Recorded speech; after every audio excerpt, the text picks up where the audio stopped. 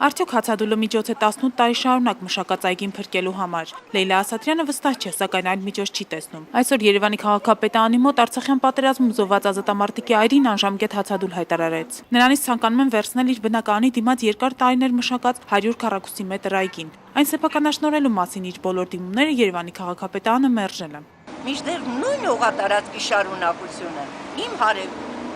չասեմ իմ հարևան, ասեմ մի մեծահարուստ վերցրեց եւ սեփականաշնորհեց։ Եթե իր հարևանին ավելի մեծ հողատարածք են սեփականաշնորհել, որտեղ նա արդեն շինարարություն է իրականացնում, ինչու են մերժում իր դիմումները, ցանկանում է պարզել հացադուլի դիմաց կինը։ Տարոն Մարգարյանից ուզում են, որպեսզի արդարությունը հաղթանա։ Քաղաքապետ Տարոն Մարգարյանի փոխարեն Լեյլա Ասատրյանին հանդիպեց նրա խորհրդականը Գրիգոր Սարիբեկյանը եւ փորձեց բացատրել, թե ինչու են կնոջից վերցնում նրա մշակած այգին։ Այդ նշված հասցեի սարքավորների փողոցի վրա մանկական խաղահրապարակ։ Այդ դեպքում Տիկին Ասատրյանը առաջարկում է լուծել հանելուկը, ինչ հիմքով են նույն հողակտորի մի մասը տվել մեծահարուստին, իսկ իր տարածքի վրա որոշել խաղահրապարակ կառուցել։ Կնստենք զրուցել։ Ինչ է զրուցեք, ելի խաբեք ուղարկի։ Լեյլա Ասատրյանը բացի քաղաքապետից որևէ մեկի հետ իր խնդիրը չի ցանկանում քննարկել, իսկ մինչ այդ նա չի պատրաստվում դադարեցնել հայտարարված հացադուլը։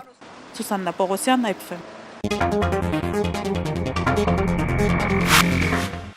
Երևանի քաղաքապետարանի մոտ հացադուլ հայտարարած զոհված ազատամարտիկի այրուն օրվա ընթացքում ոստիկանները բերման են ենթարկել կենտրոնի բաժին, առաջարկելով դադարեցնել հացադուլը, քանի որ իր հարցը չի լուծվելու։ Բացատրական աշխատանք տանելուց հետո Լեյլա Ասատրյանին ազատ են արձակել։ Նա վերադարձել է քաղաքապետարանի մոտ եւ շարունակում է հացադուլը։